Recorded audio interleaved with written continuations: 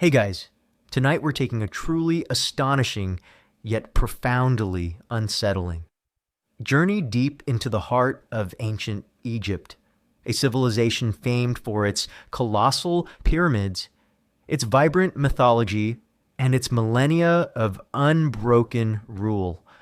But we're not focusing on the grandeur of its monuments or the wisdom of its priests. Instead, we're pulling back the gilded veil to uncover the disturbing and stressful job of being an Egyptian pharaoh. Forget absolute power and effortless divinity. You're about to discover a grim reality where a monarch's life was defined by immense, terrifying responsibilities, relentless ritual, constant threats, and an almost unbearable burden of cosmic order. This wasn't a life of serene leadership. It was a sacred prison, a gilded cage that many might have wished to escape. Frankly, you probably wouldn't survive the initial anointing without longing for a simple, anonymous existence as a farmer. So, before you get comfortable, take a moment to like the video and subscribe, but only if you genuinely enjoy what I do here. Tell me, where in the world are you tuning in from, and what time is it for you right now? Now, dim the lights, maybe turn on a fan for that soft background hum, and let's ease into tonight's journey together. You find yourself suddenly standing in the opulent yet suffocating confines of the royal palace, perhaps in the ancient capital of Memphis or the magnificent city of Thebes, sometime during the New Kingdom, roughly 1550-1070 BCE, an era of immense imperial power and cultural flourishing. You are not merely a prince born to royalty, you are the heir apparent, destined for a fate far grander and far more terrifying than any mortal. Your childhood, if you were fortunate enough to have a brief one, was already dedicated to rigorous training in military arts, administration, and religious doctrine. But the true transformation, the one that strips you of your very humanity and elevates you to a divine plane, begins with your coronation. This is the divine burden where your identity shifts from prince to living God, carrying immense, terrifying responsibilities from a young age. The very concept of being a pharaoh was unlike any other kingship in the ancient world. You were not just a ruler, you were considered a living god, the son of Ra, the sun god, the embodiment of Horus, the falcon-headed god of kingship, and a direct intermediary between humanity and the divine realm. Your existence was crucial for maintaining Mayat Jishu, the cosmic principle of truth, justice, balance, and order. If you failed to uphold Ma'at, it was believed to portend disaster for Egypt itself, famine, plague, military defeat, or even the collapse of the world order. This placed an unimaginable spiritual burden on your young shoulders, a relentless pressure to be perfect in every word and deed, knowing that the fate of your entire kingdom rested on your divine presence. It truly sucked to literally be God on earth. Your upbringing, from the moment you were identified as the heir, was meticulously designed to prepare you for this divine role. You would undergo intensive education in religious doctrine and ritual. You would learn the vast, complex pantheon of Egyptian gods, their myths, their cults, and the thousands of intricate rituals required to appease them and maintain cosmic balance. You would memorize sacred texts, hymns, and prayers, becoming a living repository of divine knowledge. Administration and governance. You would be schooled in the intricacies of governing a vast empire, understanding the bureaucracy, the tax system, the legal codes, and the logistics of managing a massive population. You would learn from viziers and scribes, absorbing the practicalities of kingship, military arts as the supreme commander of Egypt's armies. You would receive rigorous training in chariot driving, archery, swordsmanship, and military strategy. You would participate in mock battles and learn the tactics of warfare, preparing you to lead your forces in defense or conquest, languages, and diplomacy. Depending on the era, you might also learn foreign languages crucial for communicating with neighboring empires and conducting diplomacy. As Egypt was a major player on the international stage, this relentless education was not a choice. It was a non-negotiable part of your destiny. Consuming your childhood and adolescence, every moment was dedicated to forging you into the perfect ruler, physically formidable, intellectually astute, and spiritually pure. You were a living symbol, constantly observed, your every action scrutinized for its divine implications. This pervasive scrutiny and the weight of your predetermined destiny meant that your personal desires, your youthful impulses, and any dreams of a normal life were systematically suppressed.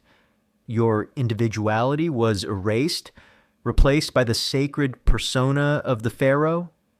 It truly sucked to have your childhood replaced by endless lessons about being a god. The coronation ceremony itself was a deeply symbolic and physically demanding ordeal that cemented your transformation from prince to living god. It was a multi-day event, filled with elaborate rituals, processions, anointings, and solemn pronouncements. You would undergo purification rites, don the sacred regalia, the double crown, the crook and flail, and be formally recognized as the divine ruler by the priests and the populace. This wasn't merely a political inauguration. It was a profound spiritual metamorphosis, a literal embodiment of the divine. Imagine the immense weight of the double crown on your head, symbolizing the unification of Upper and Lower Egypt, and the terrifying realization that your life was now entirely dedicated to maintaining that cosmic and earthly balance. One common misconception is that all pharaohs immediately inherited a perfectly stable and prosperous Egypt. In reality, while the ideal of an ordered kingdom was paramount, many pharaohs inherited empires facing internal rebellions, external threats, economic crises, or religious disputes. Their divine burden often immediately translated into immense practical challenges, forcing them to spend their reigns constantly fighting to maintain Ma'at against formidable odds, far from the serene image of absolute, effortless control. Historians still meticulously study the various challenges faced by individual pharaohs, Yigji, Amenhotep IV's religious reforms, Ramesses II's endless wars, or the political instability of the Third Intermediate Period to understand the precise, practical, and ideological burdens that defined different reigns. Furthermore, the concept of your divine lineage meant that you were also responsible for the well-being of your ancestors and the continuity of the divine kingship. You had to ensure proper care for the temples, maintain the ancestral cults, and begin preparations for your own elaborate tomb and afterlife, even from a young age. This added another layer of constant, long-term responsibility, tying your living existence to the needs of the dead and the future. Your past, present, and future were all consumed by your divine role. The immense isolation of your position also contributed to its stressful nature. As a living god, you were set apart from all mortals, while surrounded by thousands of courtiers, priests, and servants. True intimacy or casual companionship was likely rare, or even impossible. Your interactions would be governed by strict protocol, your words carefully chosen, and your true feelings often suppressed. This profound loneliness at the pinnacle of power would be a constant psychological burden, isolating you in your divine burden. So, your initiation into the life of an Egyptian pharaoh was not a mere change of title, but a terrifying and profound transformation from prince to living god, this divine burden, imposed upon you from a young age, carried immense, terrifying responsibilities for maintaining cosmic order and ensuring the prosperity of Egypt.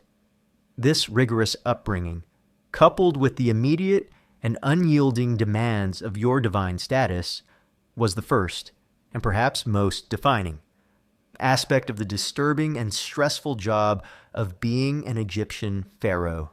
Having been transformed from prince to living god, your life as an Egyptian pharaoh was immediately consumed by an endless, suffocating regimen of ritual and robes. Forget spontaneous moments or personal leisure.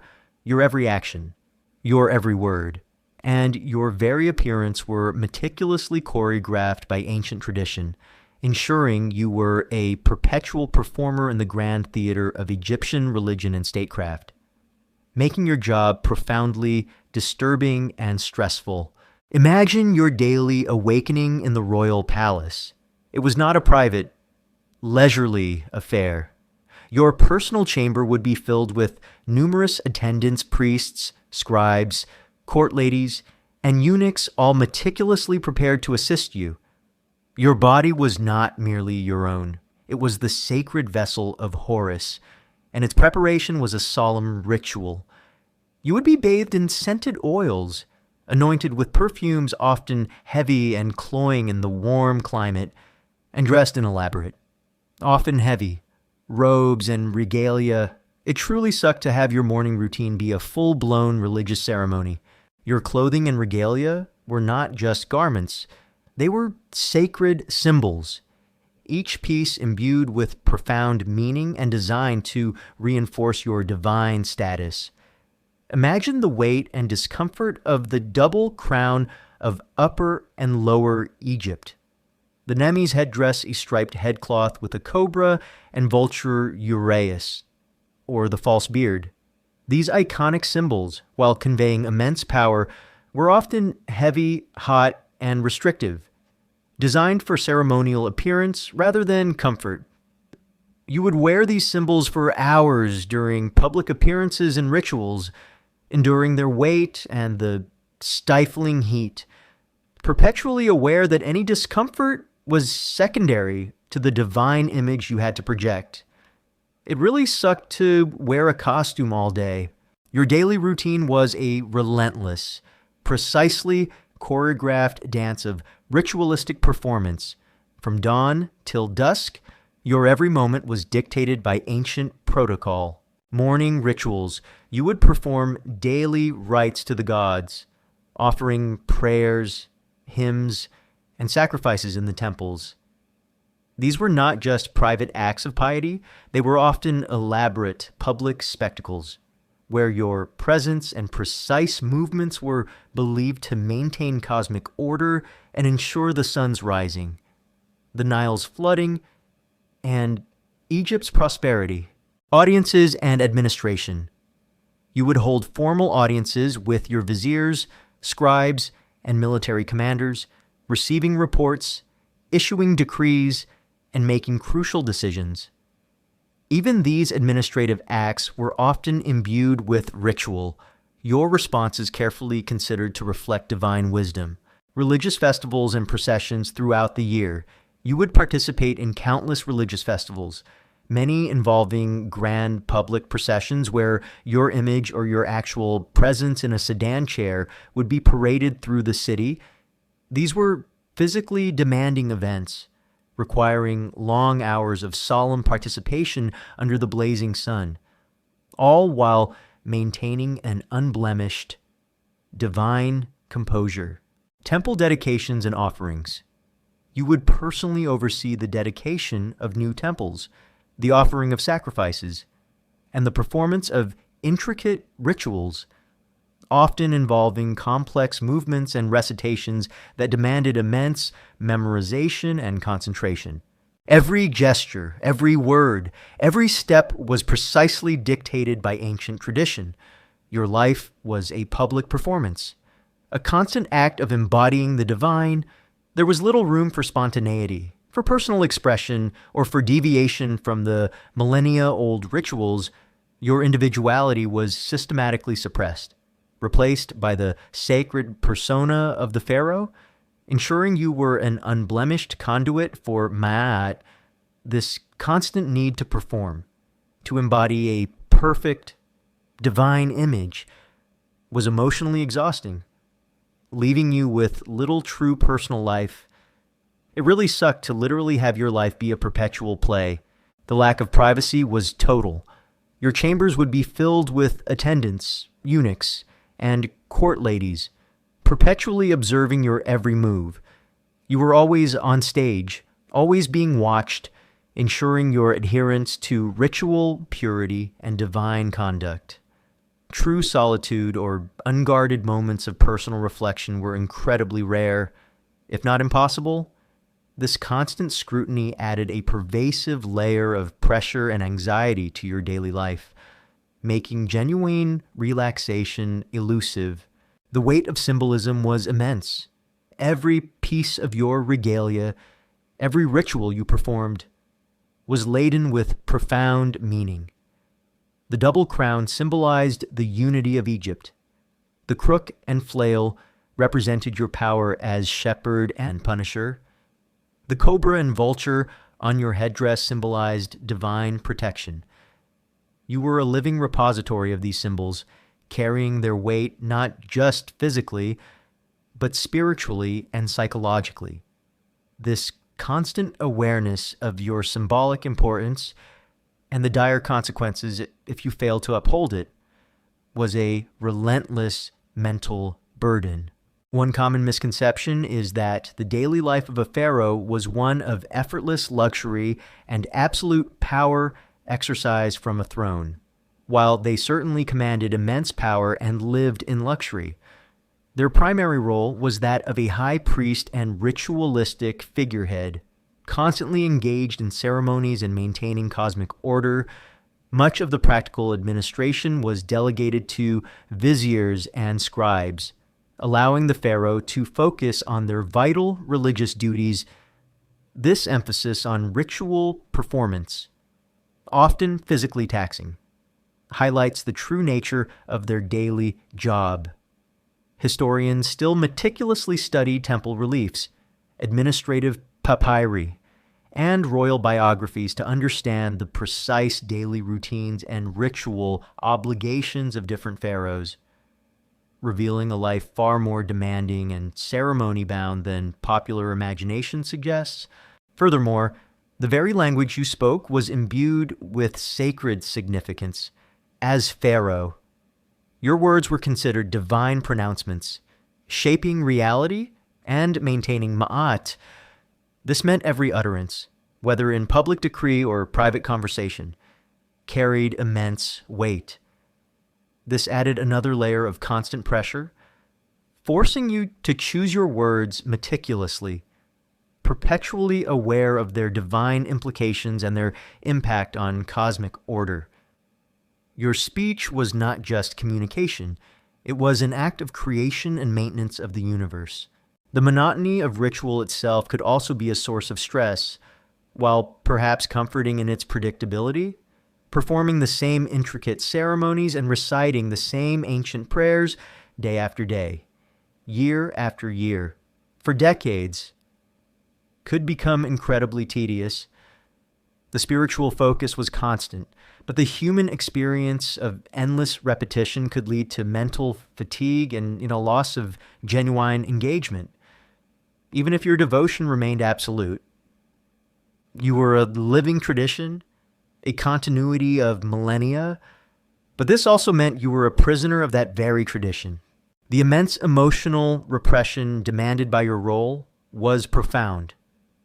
As pharaoh, you were expected to maintain a stoic, divine composure, reflecting the unflappable nature of the gods. Displays of anger, fear, sadness, or personal distress were largely forbidden, seen as weaknesses that could undermine your divine authority and thus destabilize Ma'at. This constant need to present an unblemished, perfect facade, to suppress your genuine human emotions led to immense internal distress and a profound sense of isolation. You were a living god, but a deeply lonely human being, incapable of truly expressing your inner turmoil. So, your life as an Egyptian pharaoh was consumed by a relentless, suffocating regimen of ritual and robes. Every moment, from dawn till dusk, was meticulously choreographed by ancient tradition, demanding unwavering performance, constant vigilance, and profound personal sacrifice. This pervasive, physically demanding, and emotionally repressive existence, ensuring you were a perpetual performer in the grand theater of Egyptian religion and statecraft, was a defining, profoundly disturbing and stressful aspect of your job as a living god, even as you, the pharaoh, endured the suffocating regimen of ritual and robes. Your supposed domestic life was consumed by a relentless and terrifying demand-producing male heirs. Forget personal affection or romantic love. Your existence was dominated by dynastic pressure, where the treacherous world of queens and concubines became a constant source of peril and anxiety, making your divine role profoundly disturbing and stressful. Imagine the immense weight that settled upon you from the moment you ascended the throne. Your primary duty, perhaps even more critical than governing, was to ensure the continuity of the royal lineage, the stability of Egypt. The very cosmic order Ma'at was believed to hinge on a clear, legitimate succession. This meant you needed not just children, but male heirs, robust and healthy, to inherit the double crown and continue the divine kingship. This relentless dynastic burden weighed heavily on your shoulders, transforming your personal life into a matter of state. It truly sucked to have your reproductive organs be a matter of national security. Your most important consort was your great royal wife, Hemet Nesu Weret, the queen.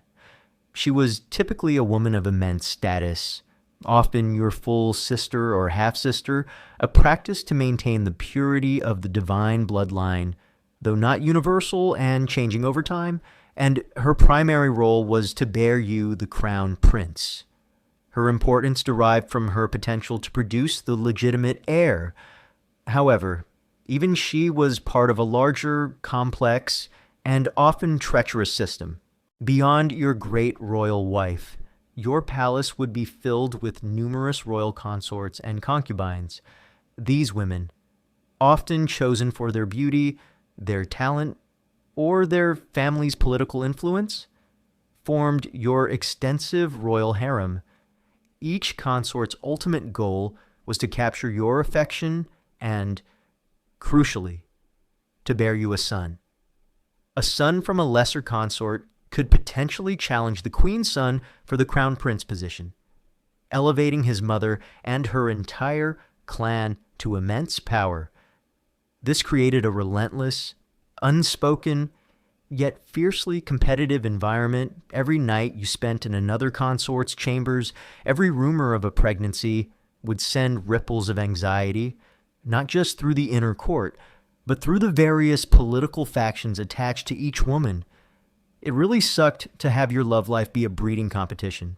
Palace intrigue was rampant and pervasive, a constant threat to your peace of mind and the stability of your court.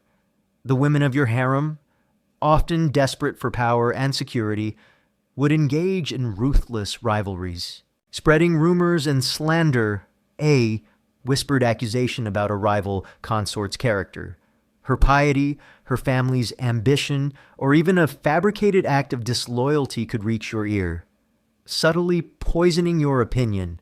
Black magic or curses.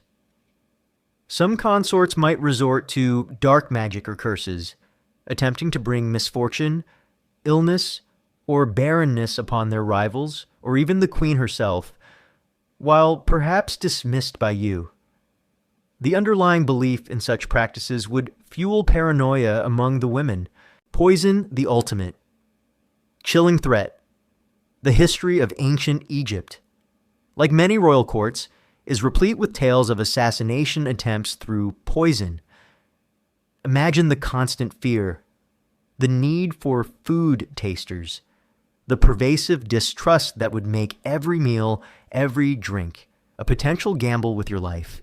If you suspected a plot emanating from your own harem, it really sucked to wonder if dinner would kill you. As the Pharaoh, you were at the center of this web of ambition and jealousy. Your affections were a fickle sun, capable of elevating a favored consort to immense wealth and influence, or casting her into profound disgrace. Your time and attention would be divided among many women, each desperate for a sign of your favor. You would constantly witness the ebb and flow of power within your harem, knowing that these subtle shifts could have immense political consequences, affecting your stability and the balance of power in your court. The pressure to produce a healthy crown prince was immense if your great royal wife failed to produce a son, or if your sons died young, while a favored consort had a healthy male child. Your reign could become politically unstable. The situation provided immense leverage to rival factions who wished to see the consort's son elevated, potentially sidelining your queen or even challenging your own authority. The succession crisis could plunge Egypt into civil war, and you, the pharaoh, were responsible for preventing it by ensuring a clear, legitimate heir. It truly sucked to be pressured to make babies.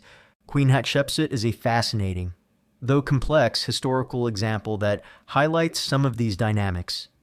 After the death of her husband, Thutmose II, and the minority of her stepson, Thutmose III, she eventually proclaimed herself pharaoh, ruling in her own right.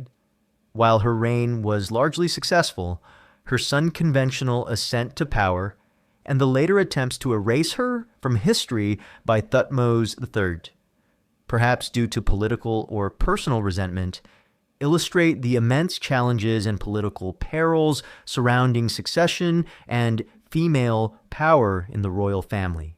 Often fueled by rivalries among consorts and their progeny, one common misconception is that all pharaohs had vast harems with hundreds of women.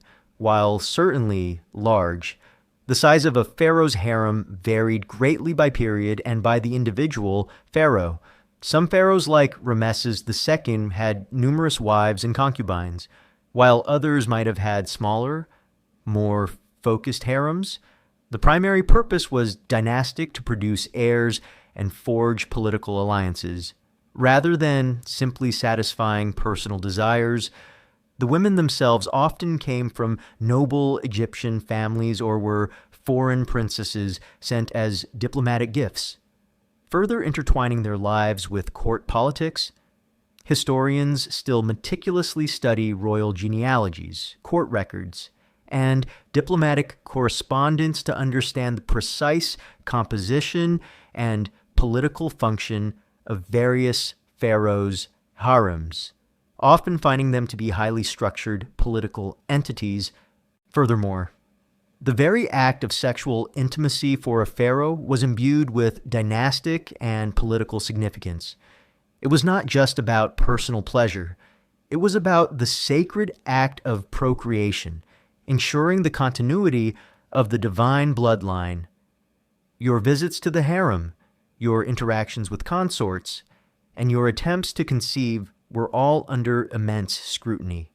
Their success or failure meticulously recorded and widely discussed within the palace. This reduction of personal intimacy to a public, dynastic duty added another profound layer of stress and dehumanization to your private life. The psychological toll of constantly navigating this treacherous world of ambitious women, scheming factions, and pervasive paranoia would be immense.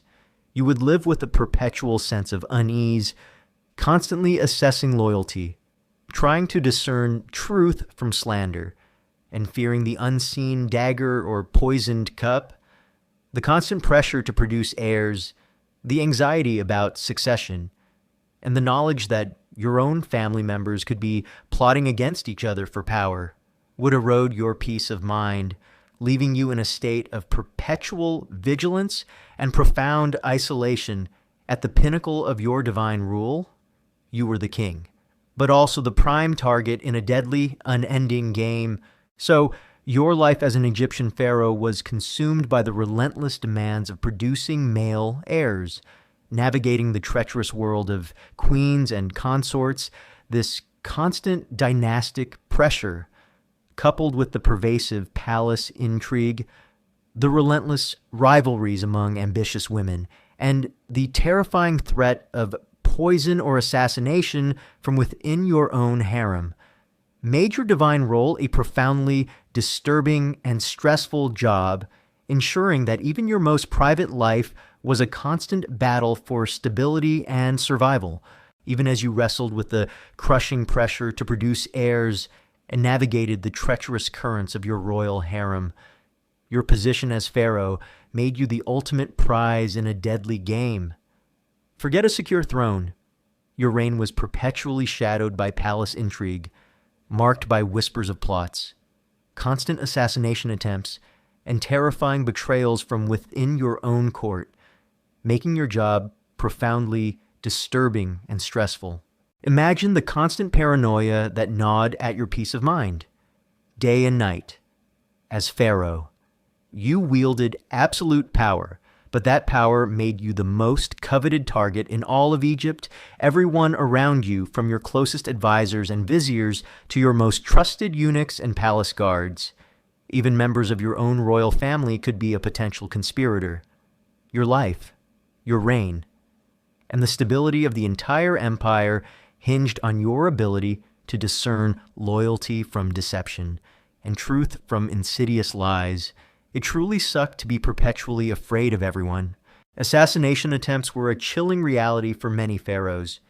History is replete with tales of rulers meeting violent, often mysterious, ends, some explicitly attributed to plots hatched within their own palaces. These weren't always dramatic, open assaults. They were often subtle, insidious attempts, orchestrated in the shadows. Poison, this was perhaps the most feared method. Imagine every meal, every drink, every seemingly benevolent gift of food becoming a source of terror. You would rely on food tasters, slaves or trusted officials who would sample your food and drink before you consumed it, often dying agonizingly if a plot was successful. But even a taster couldn't guarantee absolute safety, and the constant psychological burden of this vigilance, this daily dance with death, would be immense. A bitter taste, a sudden unexplained illness among your staff, or a lingering malaise in your own body would immediately spark horrifying suspicions. It truly sucked to literally eat death for dinner. Subtle physical violence, a fall down a treacherous staircase, an accident during a chariot ride, or a sudden illness that rapidly consumed your body. These could be orchestrated by those with access to your person, disguised as unfortunate incidents, conspiracies by close attendants, your personal barber, your bath attendant, your physician, or even your beloved concubine. Those with the most intimate access to your person were also those with the greatest opportunity for a quiet, lethal strike. Trusting anyone implicitly became a dangerous luxury. Beyond direct assassination, political conspiracies were a constant threat. Powerful factions within the court rivaled noble families, ambitious viziers, disgruntled priests, or even the supporters of a rival prince or a favored consort, as explored in Chapter 3, would perpetually scheme to undermine your authority, discredit your trusted advisors, or even orchestrate your downfall. They would use whispers and slander, malicious rumors about your competence, your piety, your health, or your personal conduct would be meticulously spread, slowly poisoning public and court opinion against you. These insidious whispers, carried by eunuchs and palace maids, could subtly influence your own perception by key advisors or even common citizens. Fabricated evidence rivals might plant incriminating documents, orchestrate false testimonies, or stage events designed to implicate you or your loyalists in wrongdoing. The highly centralized and bureaucratic nature of the Egyptian state meant that records could be manipulated and accusations could be formally levied, even without truth, exploiting your weaknesses, your genuine illnesses. Your personal preferences or any perceived flaws would be meticulously noted and exploited by those seeking your downfall. If you favored a particular consort, her rivals would use her influence against you. If you showed any signs of weakness, they would capitalize on it. The Harem conspiracy against Ramesses III Hasisi, 1155 BCE, is a chilling historical example that vividly illustrates this danger. A plot, allegedly led by one of his secondary wives, Tia, who wanted her son Pentawere to succeed to the throne instead of the designated heir, involved a network of courtiers, palace officials, and even harem women, though the plot was ultimately uncovered, and many conspirators were executed. Ramesses III himself died around the time of the conspiracy, with forensic analysis of his mummy including a deeply cut throat, initially covered by bandages strongly suggesting he was indeed assassinated, indicating the plot succeeded in its primary aim. This event, meticulously documented in surviving judicial papyri, highlights the brutal reality of intra-royal family conspiracies and the pervasive threat of assassination from within one's own most intimate circles. This common historical fact serves as a stark reminder of the ever-present danger. Your isolation as a living god, paradoxically, heightened your vulnerability, while you commanded immense power. True, unfiltered information was often difficult to obtain, as it was filtered through layers of bureaucracy and potentially biased advisors. This created an environment where you could be subtly manipulated or deliberately kept in the dark, making you susceptible to the machinations of those closest to you. The psychological toll of living under such constant threat would be immense. You would suffer from profound paranoia, constantly questioning the loyalty of everyone around you. Sleep would be restless and haunted by nightmares. You would be perpetually hyper-vigilant, analyzing every gesture, every smile, every whispered conversation for hidden meanings. This relentless mental strain, this inability to truly trust, would erode your peace of mind and contribute to a profound sense of loneliness at the pinnacle of power. You were the most powerful man in Egypt, yet you were also its most vulnerable, a constant target for ambition and betrayal. One unique detail, sometimes overlooked, is the fear of magic and curses in palace intrigue beyond physical poisons. Rivals might employ magical spells or curses often inscribed on wax figures or papyri believed to cause illness, madness, or death, while you, as Pharaoh, were protected by divine power. The pervasive belief in such dark arts would fuel paranoia among courtiers and contribute to the atmosphere of fear surrounding any suspected conspiracy. This added a psychological dimension to the real dangers of poison and rebellion, making the invisible threats almost as potent as the visible ones. Historians still meticulously study ancient Egyptian magical papyri and judicial records of alleged witchcraft trials like those associated with the harem conspiracy to understand the precise role of magic and superstition in palace intrigues. Furthermore, the very act of punishing detected conspirators was a source of stress. While often swift and brutal executions, mutilations, forced suicides, these purges could destabilize the court, create new enemies, and leave power vacuums. You, the pharaoh, had to constantly balance the need to eliminate threats with the risk of creating further instability. A complex and morally fraught decision that only added to your burden. Your own actions, however necessary, could fuel further cycles of violence and distrust. So, your life as an Egyptian pharaoh was profoundly disturbing and stressful due to the pervasive reality of palace intrigue. You lived under the constant threat of assassination attempts and insidious political conspiracies, orchestrated by ambitious rivals from within your own court.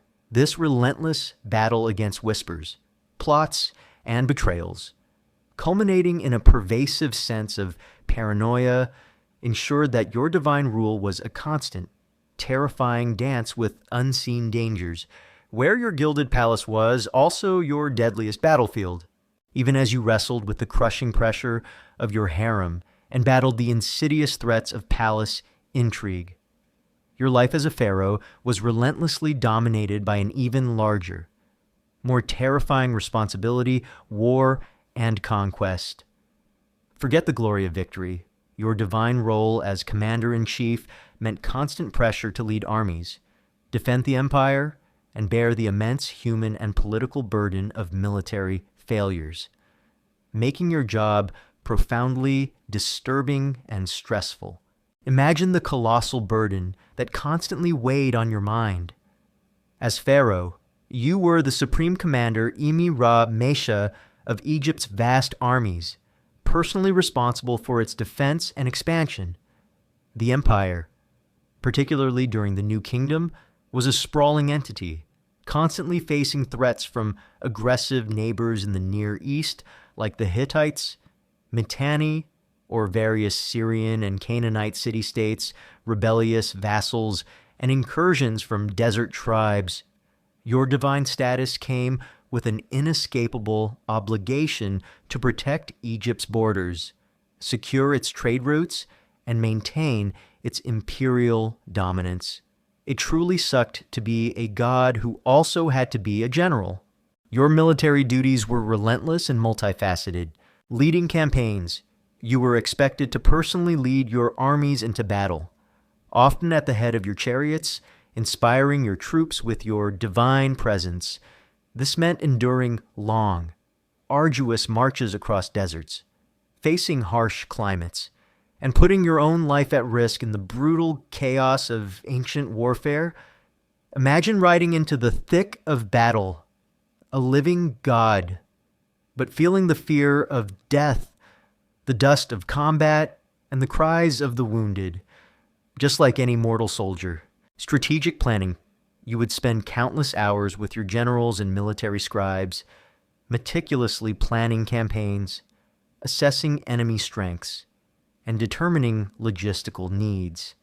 These were complex, high-stakes decisions where a single miscalculation could lead to devastating defeat for your armies and immense losses for Egypt.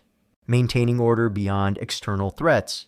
You had to constantly suppress internal rebellions or local uprisings, particularly in conquered territories. This required deploying troops, administering harsh justice, and ensuring your imperial grip remained firm across a vast and diverse empire. Diplomacy and alliances. Warfare was not just about brute force. It involved intricate diplomatic maneuvering. You would negotiate treaties, forge alliances, and exchange diplomatic correspondence like the Amarna letters, detailing relations with other Near Eastern powers, all aimed at securing Egypt's interests and avoiding costly wars when possible, or ensuring victory when inevitable. The brutal reality of ancient warfare was a constant source of stress. Battles were bloody, chaotic affairs with high casualty rates. Even a victory meant immense human cost, thousands of Egyptian soldiers killed or wounded, their families plunged into grief. The logistics of feeding, watering, and supplying a massive army on campaign were monumental, often leading to scarcity and disease among your own troops. You would be responsible for the lives of thousands of men, knowing that many would not return, It really sucked to lead an army to death. Military failures were profoundly stressful and could have devastating consequences for your reign. A lost battle could mean the invasion of Egyptian territory, the loss of valuable resources, or a severe blow to your divine prestige. Such failures could embolden enemies, incite further rebellions, or even lead to political instability within your own court, with rivals questioning your divine favor or your competence as a ruler. The pressure to always be victorious, to always embody the triumphant power of Egypt, was immense and unforgiving. One common misconception is that pharaohs always led their armies from the front lines, personally engaging in combat.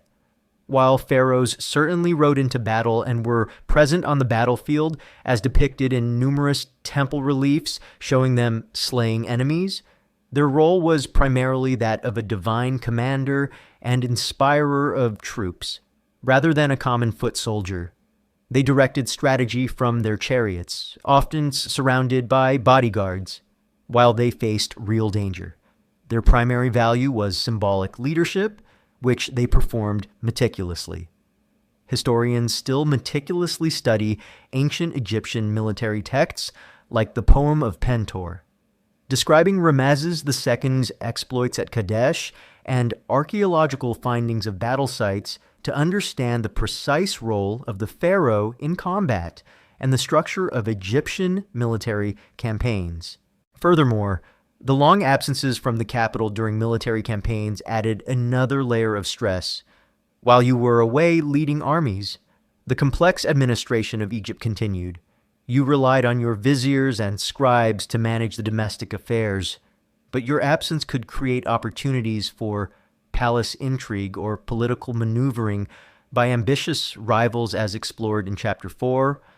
You had to constantly balance the demands of military leadership with the need to maintain control over your court and capital, ensuring your empire remained stable even as you fought to expand or defend it. The psychological toll of constant warfare would be immense. You would live with the perpetual anxiety of battle, the immense responsibility for thousands of lives, and the ever-present threat of military defeat, witnessing the horrors of combat, the suffering of your soldiers, and the devastation wrought by war would leave deep psychological scars. This relentless exposure to violence and the immense pressure to always be victorious would erode your peace of mind, leaving you a hardened, yet deeply burdened, military leader. Your divine aura had to mask profound human stress. The cult of the pharaoh as a warrior king, prominently depicted in temple reliefs showing pharaohs smiting their enemies, further reinforced this immense pressure. You were expected to live up to this glorified image, constantly striving for military victories that would solidify your divine status and secure the prosperity of Egypt. This external expectation, this constant need to embody the ideal of the triumphant warrior, added another layer of stress to your already demanding military duties. So, your life as an Egyptian pharaoh was profoundly disturbing and stressful due to the relentless demands of war and conquest. Your divine role as commander-in-chief meant constant pressure to lead armies, defend the empire, and ensure military victory. Often in brutal combat with immense human cost, this pervasive burden of warfare, a defining and inescapable aspect of your rule, ensured that even a living god spent much of his reign battling the complexities and horrors of military command, even as you, the pharaoh, wrestled with the immense pressures of war and the unending demands of court ritual. Your most terrifying and fundamental responsibility was to ensure the very lifeblood of Egypt, the annual inundation of the Nile. Forget human enemies. Your ultimate burden was to secure the cosmic balance of nature, where famine and flood were constant, terrifying threats, making your divine job profoundly disturbing and stressful. Imagine the immense weight that hung over you, season after season, year after year.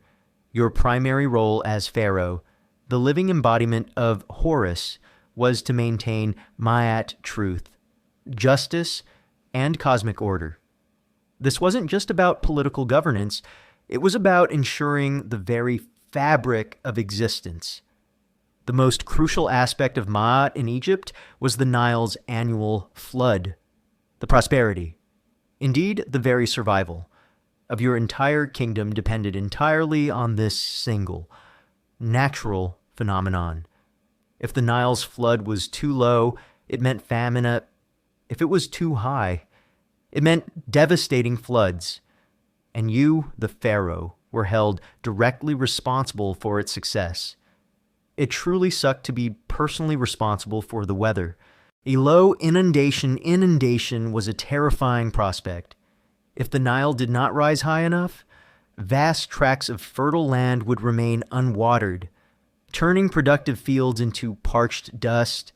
This would lead to widespread crop failure, severe food shortages, and ultimately, famine. Imagine the horror your people, your subjects, literally starving. You would hear reports of dwindling grain stores, see the gaunt faces of your peasants, and witness the agonizing deaths from hunger and related diseases. As Pharaoh, you would be implored by your priests and viziers to perform more rituals, more prayers, more offerings to the gods, desperately trying to appease them and coax the Nile to rise higher. The psychological burden of knowing your people were starving and that their suffering was, in their belief, a direct reflection of your divine favor or lack thereof, would be immense. It really sucked to watch your people die from a lack of water, knowing it was your fault. Conversely, an excessively high inundation was equally catastrophic. If the Nile rose too high, it would inundate cultivated fields, destroy homes, drown livestock, and wash away villages, leading to immense destruction and loss of life. This was also considered a breach of Ma'at, a sign of divine displeasure. You would be responsible for organizing emergency relief, providing food and shelter for the displaced, and mobilizing labor for reconstruction. The devastation would be widespread, wiping out the very agricultural base that sustained your empire, ensuring future famine and hardship.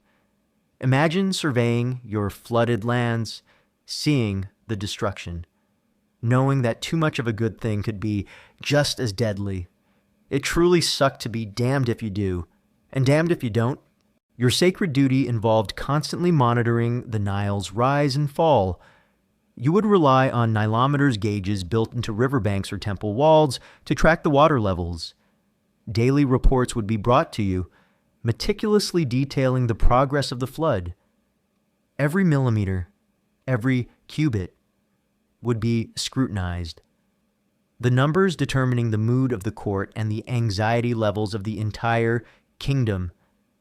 The anxiety leading up to the inundation, the desperate hope for the just right level, would be a pervasive, annual source of immense stress. The rituals and ceremonies surrounding the Nile's inundation were therefore paramount, consuming a significant portion of your ritualistic duties. As discussed in Chapter 2, you would personally participate in elaborate festivals, making offerings to Hapi, the god of the Nile flood, and other deities, praying for a benevolent and productive flood. Your precise performance of these rituals was believed to directly influence the Nile's behavior, reinforcing your divine responsibility for its success. This meant that the failure of the Nile was not just an agricultural disaster, it was a personal, divine failing on your part, a profound blot on your sacred legacy. One common misconception is that ancient Egyptians simply accepted the Nile's floods as a purely natural phenomenon. While they certainly understood its natural cycle, their belief system deeply intertwined the Nile's behavior with the pharaoh's divine power and the maintenance of Ma'at, The pharaoh was seen as the crucial intermediary who ensured the flood's success through his piety and rituals. This created a profound burden of direct responsibility for a natural event that was ultimately beyond any human's control. Historians still meticulously study ancient Egyptian hymns to the Nile, Nilometer records, and royal decrees concerning famine and abundance to understand the precise cultural and religious significance of the Nile's inundation and the immense burden it placed on the pharaoh. Furthermore, the economic implications of a failed inundation were immense. The entire Egyptian economy was agrarian, based on the fertility brought by the Nile. A low flood meant lost crops, reduced tax revenues, and widespread economic hardship for your people. This would lead to unrest, an increase in banditry, and a breakdown of social order. You, the pharaoh, would be personally responsible for managing these crises, trying to distribute what meager food remained, suppress uprisings, and prevent the collapse of your kingdom. Your divine burden directly translated into immense practical challenges of governance and social stability. The psychological toll of constantly living under the shadow of famine and flood would be immense. You would spend every year watching the Nile, waiting for its crucial rise, knowing that the suffering of millions of your subjects rested on its waters, the despair of a failed flood, the cries of your starving people, the sight of decimated fields. These would be a constant, agonizing burden, eroding your peace of mind and reminding you of your fundamental, yet ultimately limited, control over the forces of nature. Your divine aura had to mask profound human anxiety. The very concept of divine favor was on the line. If the Nile consistently failed to rise sufficiently during your reign, it could be interpreted as a sign that the gods had abandoned you or that you had somehow failed in your sacred duties to uphold Ma'at. This could undermine your legitimacy, embolden rivals, and even lead to your overthrow. The Nile's water level was not just an agricultural statistic, it was a direct referendum on your divine rule, making its fluctuations a source of immense existential stress. So, your life as an Egyptian pharaoh was profoundly disturbing and stressful due to the terrifying burden of ensuring the Nile's annual inundation. Your divine responsibility for cosmic balance meant that famine and flood were constant, terrifying threats, where any failure was attributed directly to your actions or lack of divine favor. This pervasive burden of cosmic responsibility over a natural event ultimately beyond your control was a defining and inescapable aspect of your job as a living God, ensuring that your reign was a constant, anxious dance with the unpredictable forces of nature, even as you, the pharaoh, wrestled with the immense pressures of war and the terrifying burden of the Nile. Your reign was consumed by another relentless and often soul-crushing responsibility, building for eternity. Forget personal leisure or modest monuments. Your divine obsession with constructing colossal temples and tombs for your own afterlife came at an immense human cost, making your job profoundly disturbing and stressful. Imagine the sheer scale of your monumental ambition. As pharaoh, you were not just a ruler for your lifetime, you were building for eternity, ensuring your immortal presence in the cosmos and guaranteeing your successful rebirth in the afterlife. This meant a lifelong commitment to constructing colossal temples, pyramids in earlier periods, and elaborate tombs for yourself and the gods. These weren't just buildings, they were cosmic machines, designed to ensure your eternal prosperity and the continuity of Ma'at. Your reign was measured not just by peace or war, but by the size and number of monuments you left behind. It truly sucked to be judged by the size of your tomb. The construction of these monumental projects demanded an immense, perpetual labor force, hundreds of thousands, perhaps millions, of individuals over centuries were conscripted or enslaved to work on these sites. Your grand vision translated directly into the back-breaking toil of countless commoners. Imagine the scene at a quarry, thousands of laborers hacking out colossal blocks of stone under the scorching sun, their bodies glistening with sweat, their muscles straining with every swing of a crude tool. Or at a construction site, where immense ramps were built and colossal stones were hauled, pulled by sheer human force, up dizzying heights. It truly sucked to be built on the backs of so many suffering people. The human cost of this monumental obsession was staggering and often brutal. Laborers faced horrific conditions. Forced labor. Many were conscripted peasants, compelled to work for months or years as a form of tax or civic duty, torn from their families and farms. Others were prisoners of war or slaves, condemned to a life of endless toil. Physical exertion. The work was physically destructive, involving immense strength for quarrying, hauling, lifting, and meticulously placing colossal stones. Injuries from falling blocks, snapped ropes, or crushing accidents were common and often fatal. Extreme conditions. Laborers worked in scorching quarries, stifling underground tunnels, or muddy construction sites, exposed to heat stroke, dehydration, and exhaustion in summer, and cold and damp in winter. Disease and malnutrition. Overcrowded, unsanitary labor camps were breeding grounds for dysentery, typhoid, and various fevers which swept through the ranks, claiming thousands of lives. Rations were often meager and contaminated, leading to chronic malnutrition, brutal discipline, overseers, often wielding whips and cudgels, enforced relentless productivity, punishing any perceived slowness or defiance with agonizing physical beatings. Imagine receiving reports from your viziers detailing the progress of a new temple. They would speak of cubits laid, of progress on a new causeway, of the hundreds of thousands of laborers involved. You would understand, implicitly, the immense human suffering behind those numbers, the silent cost paid in sweat, blood, and countless anonymous lives.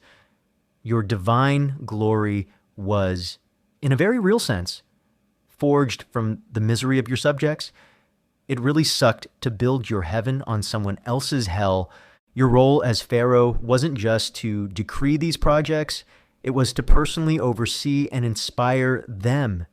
You would visit the construction sites, inspecting the work, consulting with architects and engineers, and perhaps even symbolically laying the first stone or offering a prayer. These visits were meant to inspire awe and devotion, reinforcing your divine connection to the project.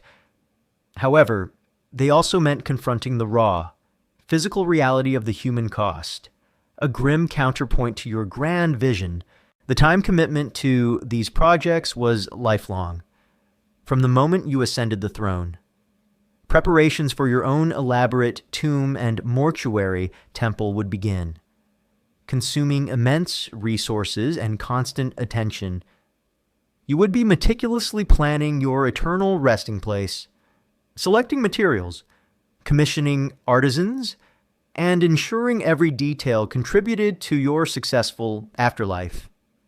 This meant a significant portion of your mental and administrative energy was constantly directed towards your own post-mortem arrangements. A morbid, lifelong obsession. One common misconception is that all ancient Egyptian monumental building projects were built entirely by slaves. While slaves certainly played a role, especially in quarries and mines, a significant portion of the labor force for major construction projects like pyramids and temples were conscripted free peasants performing corvée forced labor as a form of tax or civic duty during the Nile's annual inundation when agricultural work was impossible. They were often housed in organized, though still basic, camps and received rations. However, whether slave or free, the conditions were undeniably brutal, and the labor was forced, highlighting the immense human cost regardless of legal status. Historians still meticulously study archaeological findings of workers' villages, skeletal remains, and administrative papyri like those detailing workers' rosters and rations at Giza to understand the precise composition and conditions of the labor force for various monumental projects. Furthermore, the psychological burden of building your own eternal dwelling, knowing that it would eventually be your tomb, would be immense. You were constantly contemplating your own death and afterlife, ensuring its perfection. This lifelong preoccupation with mortality, however grand, would subtly permeate your consciousness, making your reign a continuous preparation for your own demise. You built a monument to your immortality, but it was also a constant reminder of your inevitable death. The scale of raw materials required was astounding. Millions of tons of stone limestone, granite, sandstone were quarried, transported, and meticulously shaped. Imagine the planning, the logistics, the sheer human effort required to move colossal obelisks weighing hundreds of tons for hundreds of miles from Aswan to Karnak or Luxor, often using only brute force, ropes, and sledges, particularly during the annual inundation when they could be transported on barges. This logistical nightmare and its associated human cost were an integral part of your building legacy. The very success of your building projects was often used to justify your divine authority. A pharaoh who left behind numerous grand temples and a magnificent tomb was seen as having immense divine favor, ensuring prosperity for Egypt. This public expectation for monumental construction added another layer of constant pressure, pushing you to undertake increasingly ambitious projects. Regardless of the toll on your human labor force or the state's resources, your pursuit of eternal glory came at a very real, very present human cost. So, your life as an Egyptian pharaoh was consumed by the relentless, lifelong task of building for eternity. Your divine obsession with constructing colossal temples and tombs for your own afterlife demanded an immense, perpetual labor force, extracted a horrifying human cost in physical toil, disease, and death, and placed an immense psychological burden on your shoulders. This pervasive, monumental ambition was a defining, profoundly disturbing and stressful aspect of your job as a living god, ensuring that your reign was a constant, grueling, and ultimately tragic act of colossal creation. Even as you, the pharaoh, commanded armies and built for eternity, your divine body, though revered, remained terribly mortal. Forget perfect health. Your unique and often indulgent lifestyle, coupled with the constant stress of your divine job, led to a pervasive physical decay, marked by diet-related ailments, chronic pain, and a surprisingly short lifespan for a living god, making your rule profoundly disturbing and stressful. Imagine the immense pressure you lived under. Your divine status demanded perfection, but your human body was subject to earthly failings.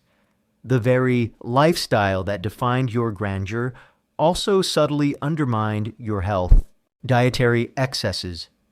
While common Egyptians might have struggled with scarcity, you, the pharaoh, had access to an unlimited array of rich foods. Banquets were frequent, laden with roasted meats, beef, fowl, exotic fruits, and copious amounts of bread and beer. This constant indulgence, while a symbol of your wealth, could lead to issues like obesity, which, even without modern understanding of its long-term effects, would put a strain on your joints and cardiovascular system. More importantly, analysis of royal mummies often revealed severe dental problems. Your diet, while rich, was likely high in sugar from dates and honey, and like commoners, your bread would contain abrasive grit from stone grinding. This led to rampant tooth decay, abscesses, and severe wear, causing chronic pain and systemic infections that could be fatal in a world without modern dentistry or antibiotics. Imagine suffering from a throbbing toothache for weeks, even as a living god, with no real relief. It truly sucked to have cavities as a king. Lack of diverse nutrition. Despite the abundance, your diet might still lack specific nutrients found in a varied intake of fresh vegetables and lean meats, particularly during certain seasons. This could lead to subtle nutritional deficiencies over time, further compromising your overall health and making you more susceptible to illness. Sedentary lifestyle.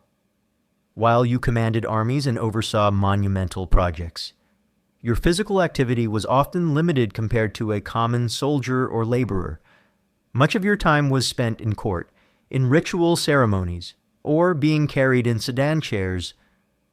This relatively sedentary lifestyle, combined with a rich diet, could lead to various ailments that a more active life might have prevented. Inbreeding, to maintain the purity of the divine bloodline. Pharaohs often married close relatives, including sisters or half-sisters. This practice, while culturally and religiously significant, significantly increased the risk of genetic disorders and congenital health problems, manifesting as various deformities, weaknesses, or chronic illnesses that would plague your life. Royal mummies have often shown evidence of such genetic issues, contributing to chronic pain or disabilities. It truly sucked to literally inherit your health problems from your parents' sacred choices. Constant stress, the relentless burden of maintaining Ma'at, the immense pressure to ensure the Nile's flood, led armies to victory, manage the empire, and navigate palace intrigue, created a state of perpetual stress. Chronic stress severely impacts the immune system, cardiovascular health, and mental well-being, contributing to a range of physical ailments, from digestive issues to heart strain. You were under constant psychological siege, and your body paid the price. Occupational hazards of being pharaoh. Oddly enough, even aspects of your divine role carried risks. The heavy headdresses and crowns could cause chronic neck and back strain. The ritualistic movements and long hours spent in formal postures could lead to musculoskeletal issues, even the complex, often toxic. Beauty regimens, as discussed in a previous episode about hygiene involving lead or mercury in cosmetics, could have slow, insidious poisoning effects, contributing to your overall physical decay. The lack of effective medical knowledge in ancient Egypt meant that many of these chronic conditions would go undiagnosed or untreated effectively, while pharaohs had access to the best physicians in the land, ancient Egyptian medicine. Despite its advancements in some areas like basic surgery or bone setting, lacked a true understanding of microbiology, internal medicine, or the long-term effects of lifestyle choices.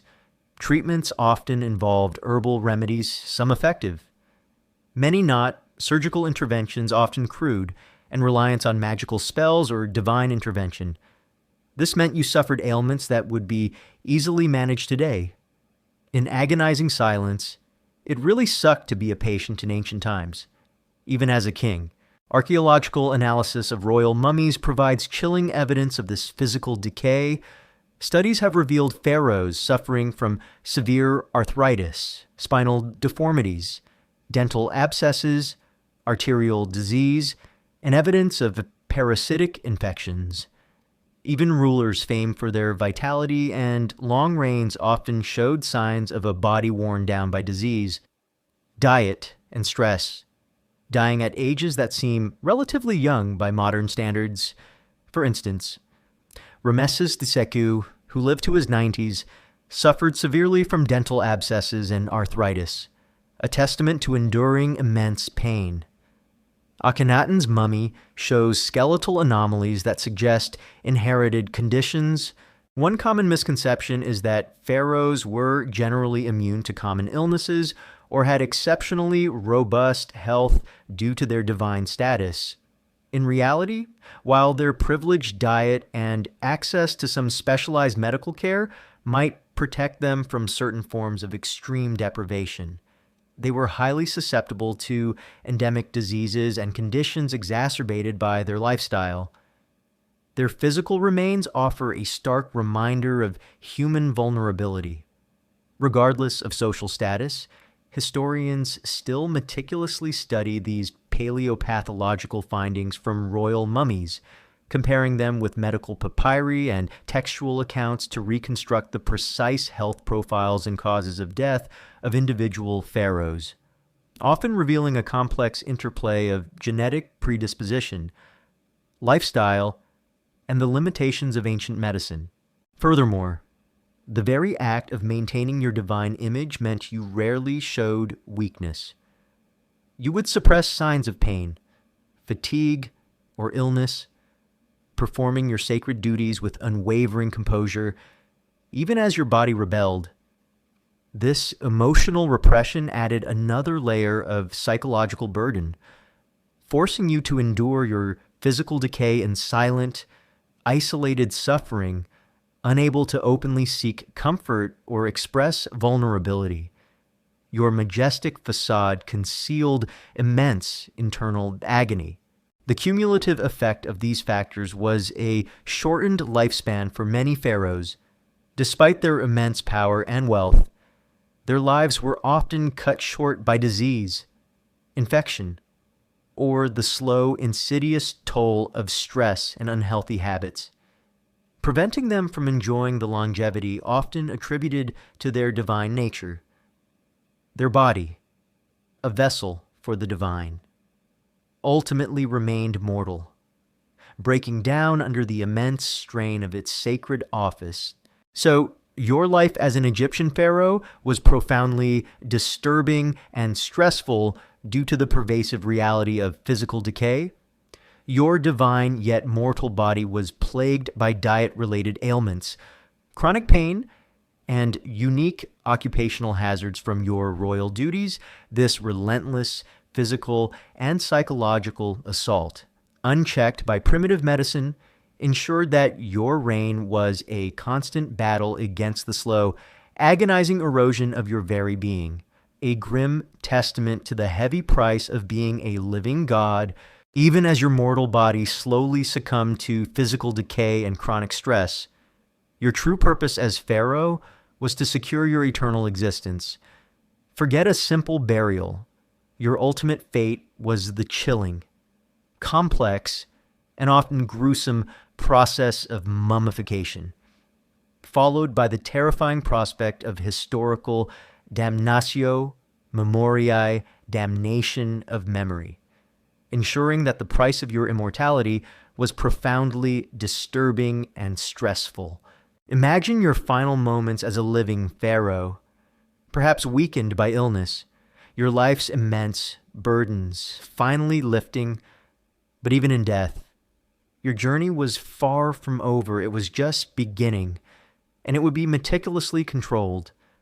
The moment you took your last breath, a vast, complex, and highly specialized process would begin, transforming your perishable human body into an enduring vessel for the afterlife. This process was designed to ensure your successful journey to the divine, but it was anything but serene. It truly sucked to have your body become a science project. The process of mummification, lasting a meticulous 70 days, was performed by highly specialized embalmers, often priests or skilled craftsmen, dedicated solely to this sacred task. Your body, the sacred vessel of Horus, would be subjected to a series of gruesome, yet ritualistically precise, procedures. Brain removal. Imagine a long, hooked instrument inserted through your nostrils, meticulously stirring and drawing out your brain tissue, which was then discarded as unimportant. This act, vital for preventing decay, was a profound invasion of your most intimate physical being, Evisceration. An incision would be made, typically on the left side of your abdomen. Your internal organs, the stomach, intestines, liver, and lungs would be carefully removed, one by one. These vital organs, believed to be crucial for the afterlife, would then be separately dried with natron and meticulously placed into canopic jars, each jar dedicated to one of the 4 sons of Horus, who protected specific organs, your heart, believed to be the center of intellect, emotion, and the soul, was usually left in place, as it would be weighed against the feather of Ma'at in the Hall of Two Truths during your judgment before Osiris. Drying with natron, your empty body cavity would be thoroughly cleaned, often with palm wine and spices. Then, your entire body would be packed and covered with vast quantities of natron salt, a naturally occurring mineral mixture of sodium carbonate and bicarbonate. This dry salt would slowly draw all moisture out of your tissues, preventing decomposition. Imagine your flesh slowly shriveling, desiccating, becoming hard and leathery over the course of weeks, as grim transformation from living flesh to an enduring shell, stuffing and shaping after 40 days in natron, the primary drying period. Your body, now shriveled and rigid, would be carefully restuffed with linen, sawdust, or other materials to restore its lifelike form and contours. This was where the artistry of the embalmers came in, ensuring your mummified body perfectly resembled your living self, or an idealized version thereof. For your Ka and Ba to recognize, your features might be subtly padded, your skin oiled, and cosmetics applied, preparing you for your eternal appearance. Wrapping, the final, painstaking stage, involved wrapping your body in hundreds of yards of linen bandages. Each limb, each finger, each toe would be individually wrapped, then entire layers applied to your body, meticulously binding you. Amulets, charms, and protective spells would be placed between the layers, designed to safeguard you from evil spirits and ensure your successful journey through the underworld. This process was incredibly time-consuming, often taking 15 days, and ensured your body was tightly bound and perfectly preserved. A mummy destined for eternity. This meticulous, often gruesome, process was performed not for your comfort, but for your eternal efficacy as Pharaoh. Your successful mummification was believed to be absolutely crucial for your rebirth in the afterlife and your continued ability to maintain Ma'at from the cosmic realm. Your eternal glory hinged on the precise execution of these funerary rites, making your post-mortem preparation as demanding and stressful as your living reign. It truly sucked to be dissected for your eternal job. However, even death offered no guarantee of peace. For some pharaohs, a different, terrifying fate awaited: historical damnatio memoriae, damnation of memory. This was a deliberate act of political and religious annihilation, designed to erase a pharaoh from history.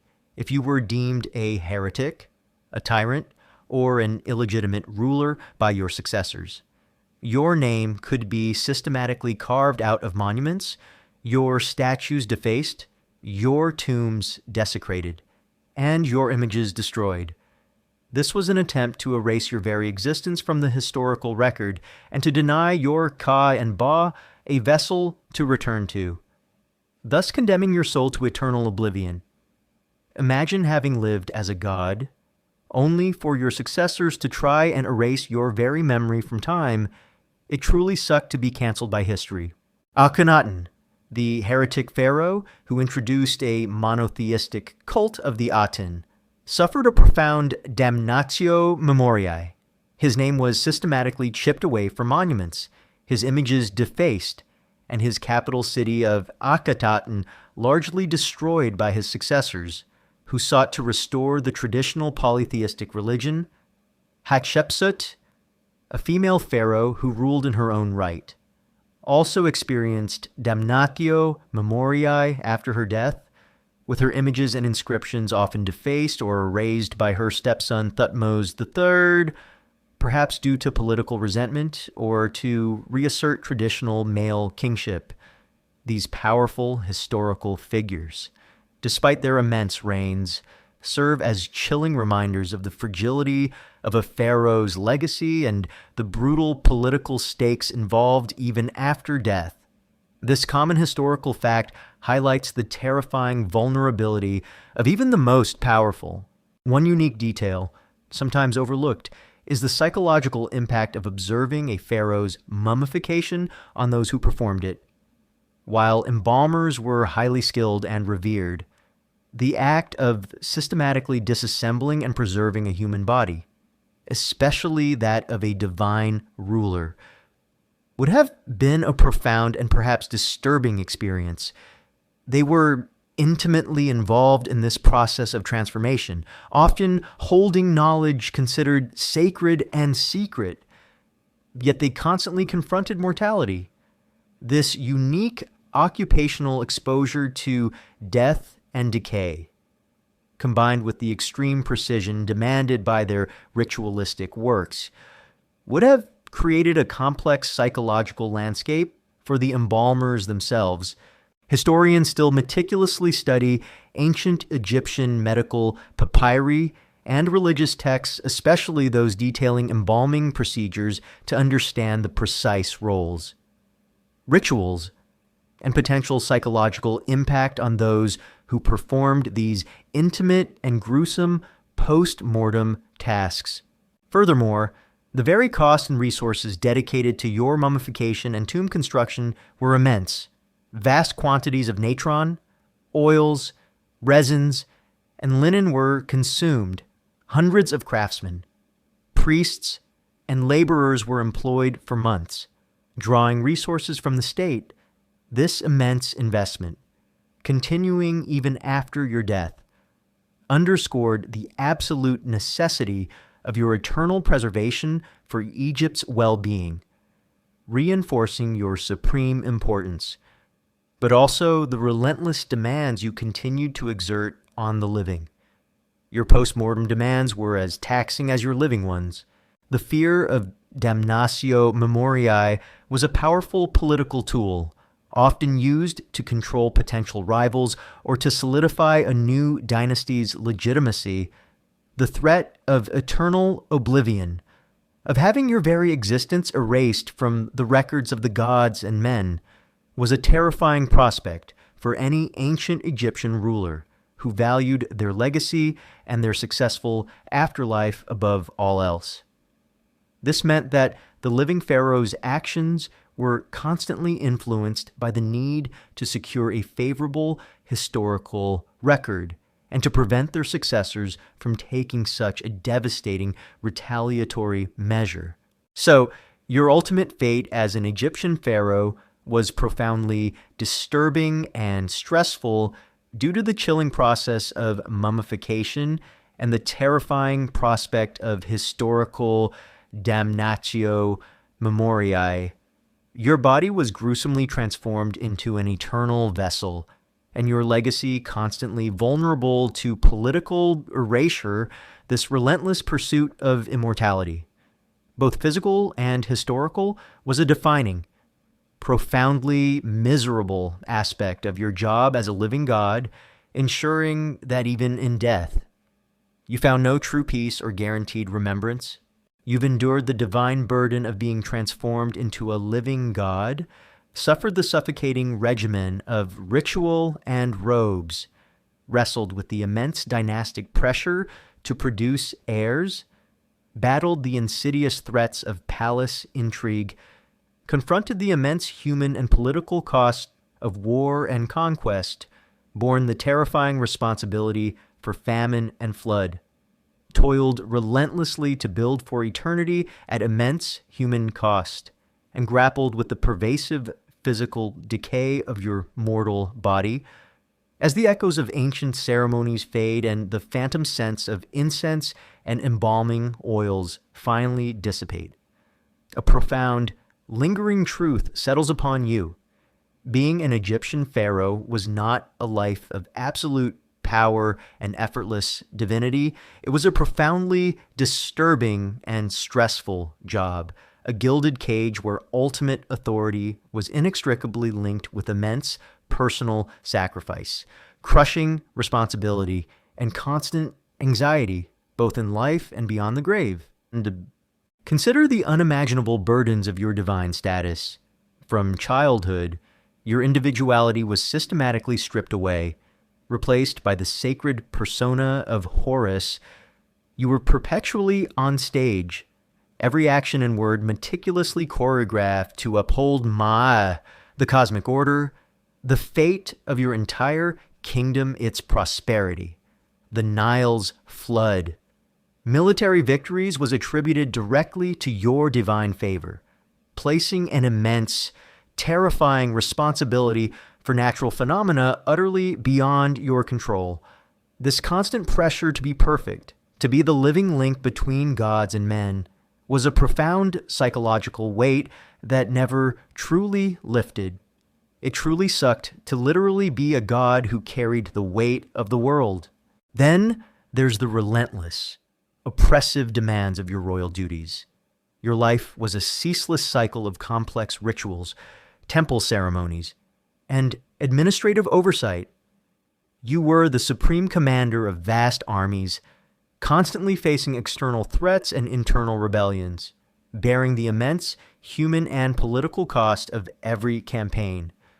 Your personal life was a breeding ground for dynastic pressure and treacherous palace intrigue, where ambitious queens and consorts schemed, and the threat of assassination by poison or dagger was a constant, terrifying reality.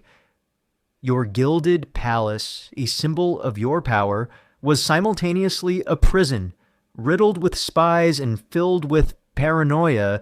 And what about the profound personal sacrifice and physical toll? You were denied the simple comforts of true privacy, genuine personal relationships, or a life free from relentless scrutiny. Your vow of purity often symbolized, even if not literally practiced for all pharaohs, your constrained diet.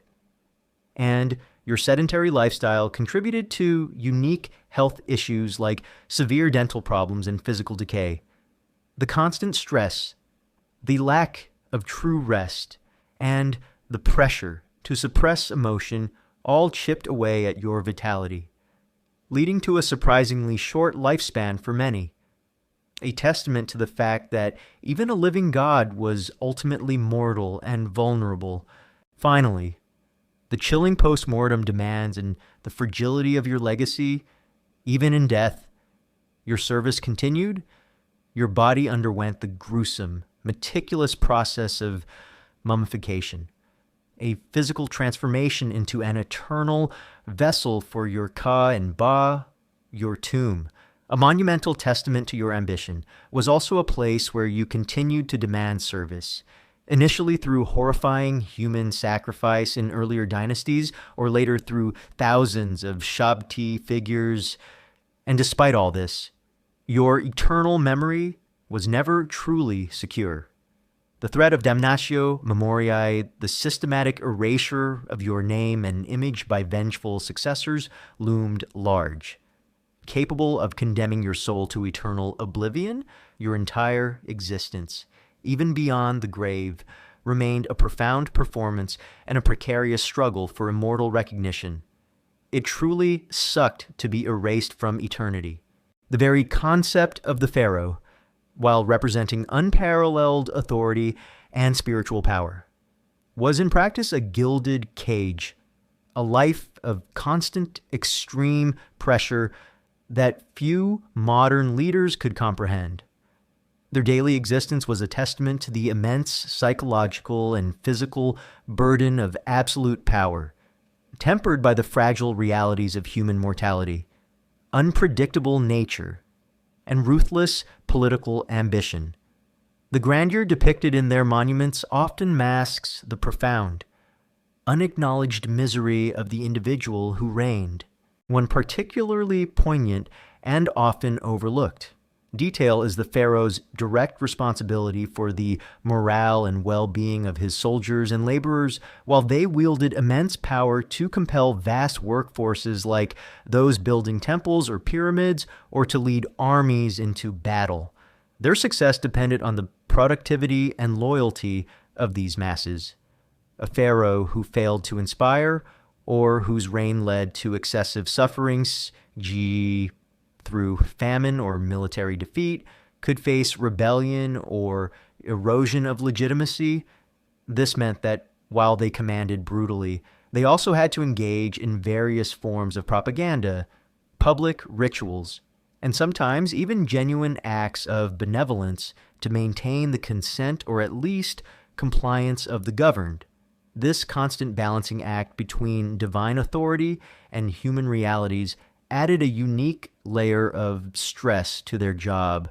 Historians still meticulously study temple reliefs depicting pharaohs offering grain to the populace or personally inspecting monumental projects, debating whether these were purely propaganda or reflected genuine concern for their subjects' well-being in an attempt to maintain social order. Ultimately, your life as an Egyptian pharaoh was a profoundly disturbing and stressful job, far removed from the romanticized image of serene omnipotence. It was a rigorous, relentless existence consumed by divine responsibilities, political peril, and immense personal sacrifice, all designed to ensure the continuity of a civilization. The ultimate power you wielded came at a profound, unyielding cost to your body, your mind, and your very soul, ensuring that even a living God knew the deep misery of an eternal burden. As you now drift into a deep, comforting sleep, let the distant murmurs of ancient rituals and the imagined weight of a double crown finally subside. You are safe. In your own time, far removed from the chilling demands of absolute power and the relentless burdens of an ancient throne.